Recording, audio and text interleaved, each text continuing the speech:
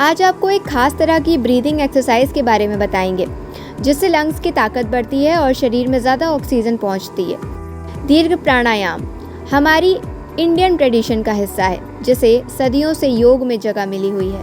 भारत सरकार और योग एक्सपर्ट भी इस प्राणायाम के फायदे को मानते हैं। भारत सरकार के मुताबिक दीर्घ प्राणायाम करने से उम्र लंबी हो सकती है, क्योंकि ये शरीर को अंदर से मजबूत बनाता है। जब हम रोज़ गहरी सांस लेते हैं और उसे धीरे धीरे छोड़ते हैं तो फेफड़ों की क्षमता बढ़ती है और शरीर को पूरी मात्रा में ऑक्सीजन मिलने लगती है। इससे न केवल शरीर हेल्दी रहता है, बल्कि बुढ़ापा भी देरी से आता है। छाती, फेफड़ों और मसल्स को मिलती है मजबूती।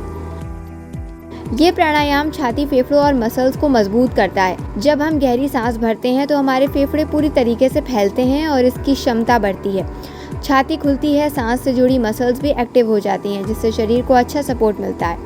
दीर्घ प्राणायाम करने से स्ट्रेस काफ़ी हद तक कम होता है। ये प्राणायाम मन को शांत करता है, दिमाग को रिलैक्स करता है। जब हम गहराई से सांस लेते हैं तो दिल की धड़कन नॉर्मल होती है और चिंता, चिड़चिड़ापन, बेचैनी दूर होती है। इसी वजह से शरीर में चुस्ती फुर्ती बनी रहती है। शरीर में ऑक्सीजन लेवल बढ़ता है।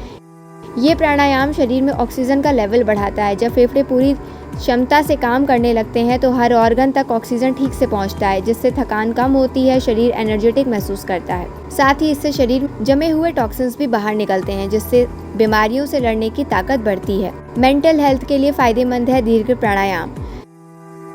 दीर्घ प्राणायाम मेंटल पीस देने वाला होता है। ये दिमाग को स्थिर करता है, जिससे कंसंट्रेशन बढ़ता है, पढ़ाई या काम में मन लगता है। साथ ही ये कंसंट्रेशन बढ़ाने और नींद न लाने वाली समस्या से छुटकारा दिलाने में बहुत कारगर होता है। दीर्घ प्राणायाम करने का तरीका।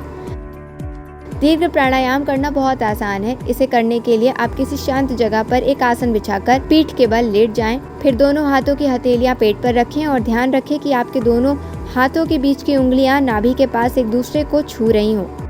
अब धीरे धीरे सांस छोड़ें और पेट को ढीला छोड़ दें। फिर सांस लेते हुए पेट को धीरे धीरे फुलाएं।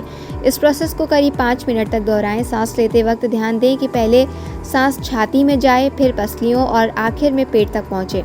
सांस लेते वक्त इसी ऑर्डर का ध्यान रखें। सांस लेते वक्त कंधे ऊपर की ओर उठेंगे और छोड़ते वक्त नीचे जाएंगे।